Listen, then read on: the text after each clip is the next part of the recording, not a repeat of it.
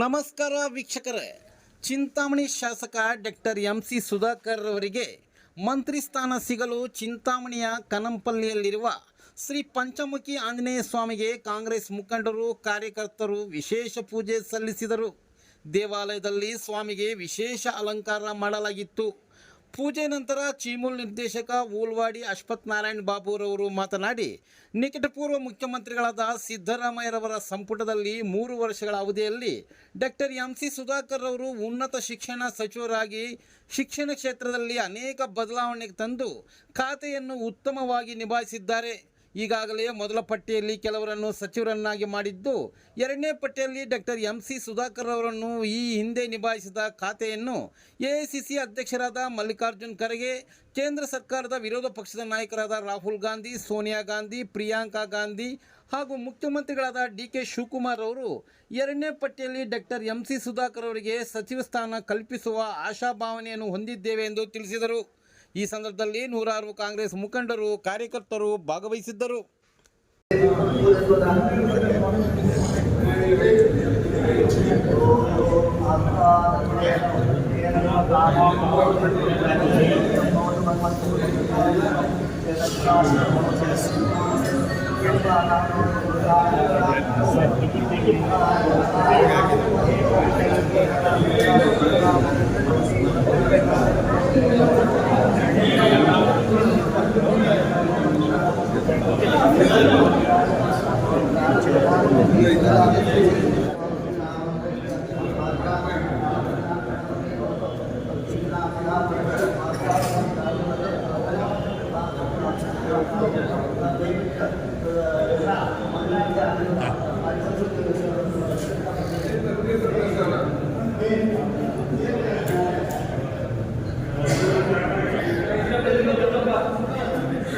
Granda.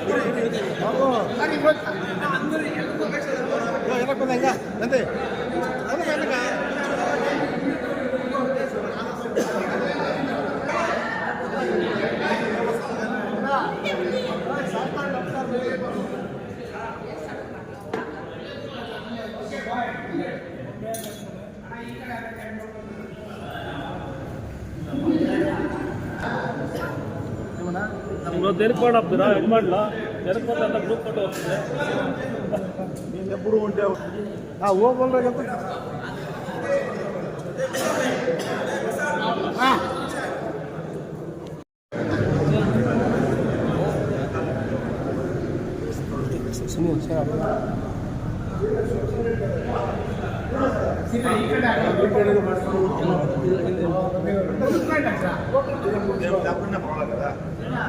నేను వచ్చిండే అట్లా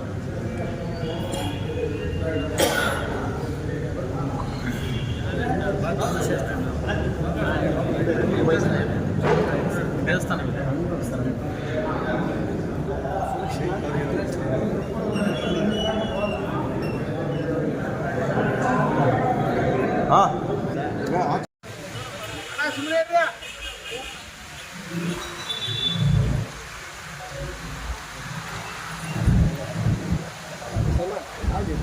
इमरान फोटो वगैरह सीधा नहीं आ रहा, इसमें नजर लग गया तेरी.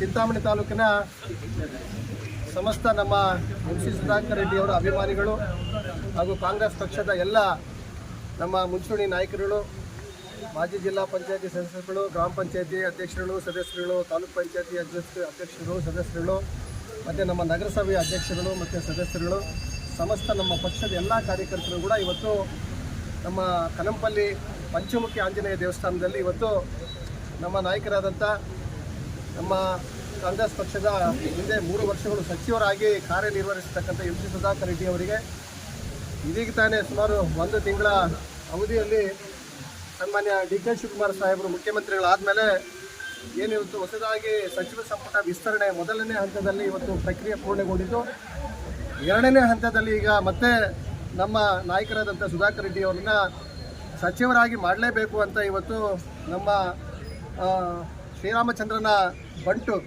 ಅಂದರೆ ಆಂಜನೇಯ ಸ್ವಾಮಿ ಗೊತ್ತು ನಿಮಗೆ. ಶ್ರೀರಾಮಚಂದ್ರನ ಬಂಟು ಅಂದರೆ ನಾವು ಕೂಡ MC ಸುಧಾಕರ್ ರೆಡ್ಡಿ ಅವರ ಬಂಟರು ನಾವೆಲ್ಲ.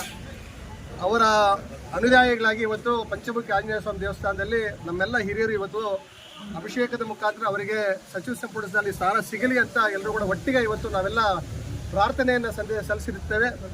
ಈ ಒಂದು ದೇವರು ಪಂಚಮುಖಿ ಆಂಜನೇಯ ಸ್ವಾಮಿ ಮತ್ತು ನಮ್ಮ ಕೈಲಾಸಗಿರಿಯ ಈಶ್ವರ ಅವರಿಗೆ ಒಳ್ಳೆಯ ಸ್ಥಾನಮಾನವನ್ನು ಮತ್ತೆ DK ಶಿವಕುಮಾರ್ ಅವರ ಸಚಿವ ಸಂಪುಟದಲ್ಲಿ ಸಿಗಬೇಕು. ಮತ್ತು ಅದೇ ರೀತಿ ನಮ್ಮ ರಾಷ್ಟ್ರಮಟ್ಟದ ನಾಯಕರಾದಂಥ ಸನ್ಮಾನ್ಯ ಖರ್ಗೆ ಸಾಹೇಬರು, ಹಾಗೆ ನಮ್ಮ ಲೋಕಸಭೆಯ ವಿರೋಧ ಪಕ್ಷದ ನಾಯಕರಾದಂಥ ಸನ್ಮಾನ್ಯ ರಾಹುಲ್ ಗಾಂಧಿ ಅವರು, ಹಾಗೆ ಶ್ರೀಮತಿ ಸೋನಿಯಾ ಗಾಂಧಿ ಅವರು, ಹಾಗೆ ಶ್ರೀಮತಿ ಪ್ರಿಯಾಂಕಾ ವಾದ್ರಾರವರು, ಮತ್ತು ಎಲ್ಲ ನಮ್ಮ ಜಿಲ್ಲೆಯ ನಮ್ಮ ರಾಜ್ಯದ ಉಸ್ತುವಾರಿ ಇವರು ವಹಿಸಿರ್ತಕ್ಕಂಥ ಸುರ್ಜೇವಾಲಾ ಸಾಹೇಬರು, ಮತ್ತು ನಮ್ಮ ರಾಜ್ಯದ ಎಲ್ಲ ಪ್ರಮುಖರು ಕೂಡ ಏನು ಇವತ್ತು ಕಾರಣ ಏನಂದರೆ ಬಹುಶಃ 3 ವರ್ಷಗಳ ಅವಧಿಯಲ್ಲಿ ನಮ್ಮ ಸಚಿವರು ಇಡೀ ರಾಷ್ಟ್ರದಲ್ಲಿ ರಾಜ್ಯದಲ್ಲಿ ಕೂಡ ಈ ಉನ್ನತ ಶಿಕ್ಷಣ ಇಲಾಖೆಯಲ್ಲಿ ಸಚಿವರಾಗಿ ಭಾಳ ಹಲವಾರು ಬದಲಾವಣೆಯನ್ನು ತಂದಿರತಕ್ಕಂಥ ಯಾರಾದರೂ ಒಬ್ಬ ಸಚಿವರಿದ್ದರೆ ಅದು ನಮ್ಮ MC ಸುಧಾಕರ್ ಸಾಹೇಬರು. ಬಹುಶಃ ನಿಮ್ಗೆ ಗೊತ್ತು, ಉನ್ನತ ಶಿಕ್ಷಣ ಖಾತೆ ಅಷ್ಟು ಸಲೀಸಲ್ಲ.